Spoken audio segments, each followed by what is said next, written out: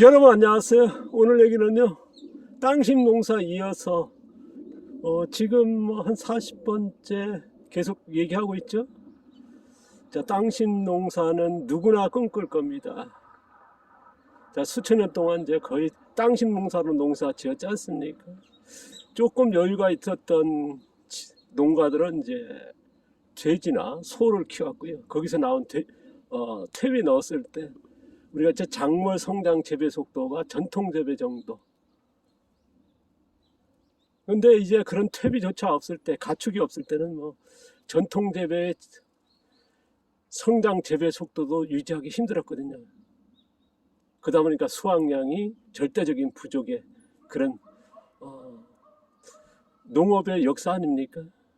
근데 우리가 이제 화학비료 나오면서 화학비료, 그 다음에 축산 분뇨, 공장식 축산이 생기면서 저렴한 축산 분뇨에 만들어진 퇴비들에 의해서 이제 촉성재배, 초적성재배로 가고 있습니다. 자, 오늘 얘기는요, 땅심농사 자연농 40년 성공 환상입니다. 땅심농사하면 자연농을 얘기하지 않습니까? 자연농은 땅심농사다. 흙에서 생산된 양분으로 작물을 키우는 농사.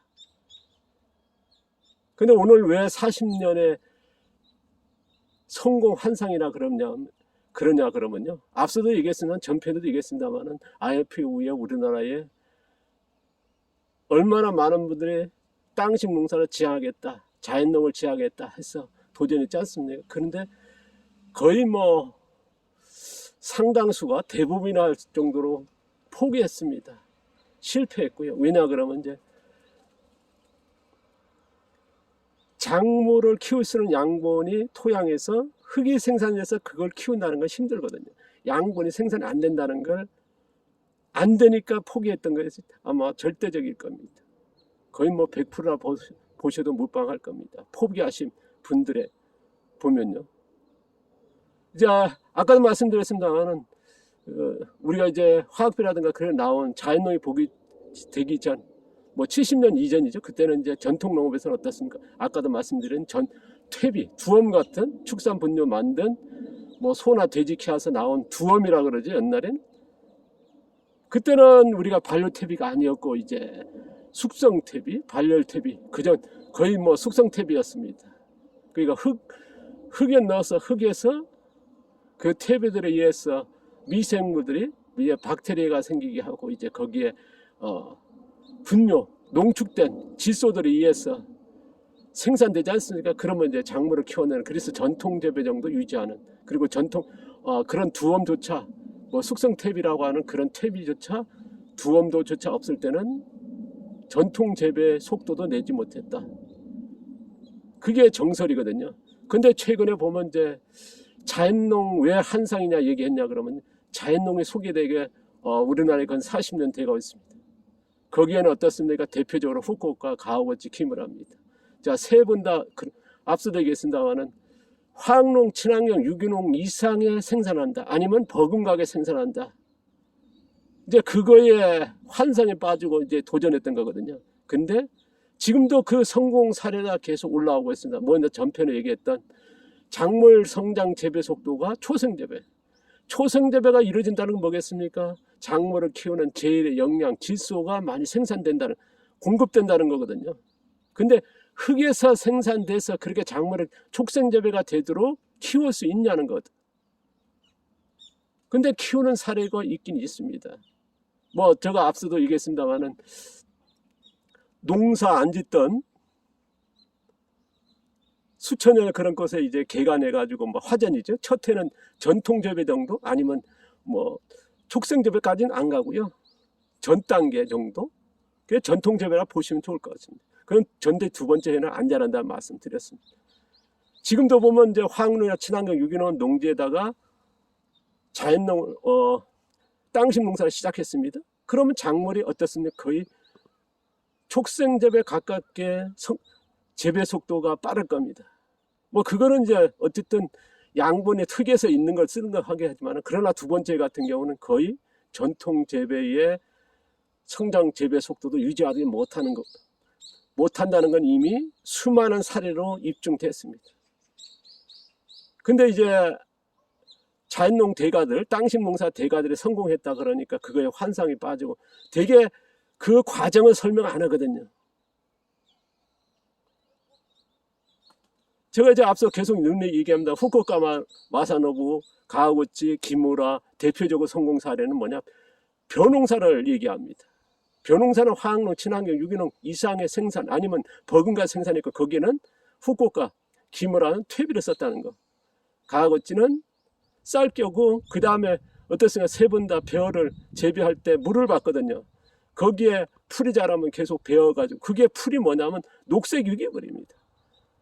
영양 100% 녹색유기물 1년에 3번, 4번, 5번씩 베어가지고 까니까 어떻습니까? 물에서 빨리 박테리아들이 우리가 이제 이런 갈색 유기물 같은 거는 박테리아가 아니라 거의 균류지 않습니까?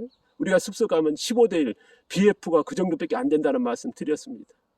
근데 이제 녹색 유기물 같은 경우는 넣어주면요 바로 박테리아거든요. 그래서 질소가 그대로 생산되거든요. 그러니까 덧걸음이 4번, 5번 그렇게 되는 거거든요. 그러다 보니까 그렇게 촉성재배가 되고 생산량이 되는 거거든요. 근데 그런 과정을 아시는 분 있습니다만은 되게 모르시거든요. 저는 이제 오늘 조금 조심스럽고 뭐 합니다만은 저의 매체이기 때문에 그래서 자연농 환상, 성공 환상이란 말씀을 드립니다. 더 이상의 그런 지금도 보면 이제 제가 전편에 얘기했습니다만 지금도 일본이나 우리나라 보면 이제 땅심 농사, 자연농을 지향한다, 땅심 농사를 지향한다. 그런데 이제 작물 재배 속도가 초생 재배 그런 사진과 영상이 올라옵니다. 그 중에서 뭐 그렇게 되시는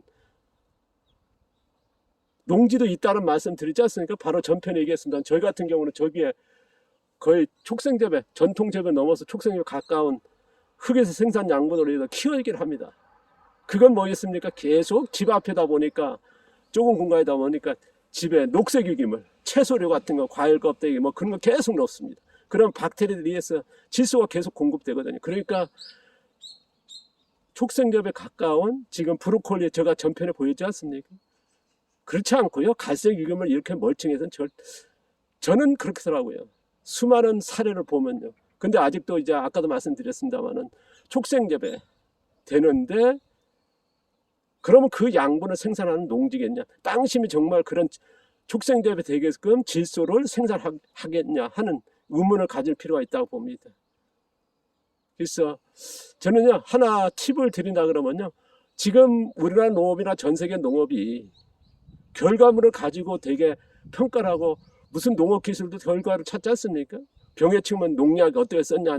그러나 그 농약을 쓰기 전 단계의 어떤 과정 그런 것들은 생략하고 있거든요. 뭐 생산도 마찬가지 비료를 썼냐 어떻게 썼냐 그거 결과물이고 그러고 저런데요. 제가 땅심 농사에서 제일 중요한 거는 뭐냐면 작물 성장 재배 속도를 보시란 말씀을 드리겠습니다. 작물 성장 재배 속도를 누가 성공했다 그러면요 그 사진을 본다는 거 영상을 보고 아니면 직접 봐서 보면 촉생재배인지 전통재배 초적성재배인지 아니면은 전통재배같이 키우지도 못하는 건지 그러면 촉생재배 된다 그러면 여기가 이 자리에서 몇 년차 농사를 지었습니까? 5년차 됐다 그러면 다른 방법을 하고 있다는 거거든요. 뭐 앞서 얘기해서 뭐 부엽토 같은 거 있지 않습니까? 부엽토 같은 건 그러면 그게 반려된 거니까 농축된 거니까 질소가 많지 않습니까? 우리가 이제 순수한 습소에 가면 BF가 10대 뭐 안 되는 15대까지 있습니다. 하지만은 그런 거를 이제 급격히 많은 양을 놓게 되면 어쨌든 촉생재배도 일어나긴 사실이거든요. 그런데 우리가 이제 지금 아까도 계속 얘기합니다만은 지금 농업에서 성장 재배 속도라고 그런 걸로 해서 들여다보진 않습니다. 그러니까 땅심 농사 자연농의 성공 환상 이것만 하나만 가져도요 알았더라도 실패를 얼마나 많이 줄였을까 하는 저의 생각입니다. 그래서 그런 자연농 성공 환상을 조금 이제는 성공한 사례는 있는데 그건 극히 일부다.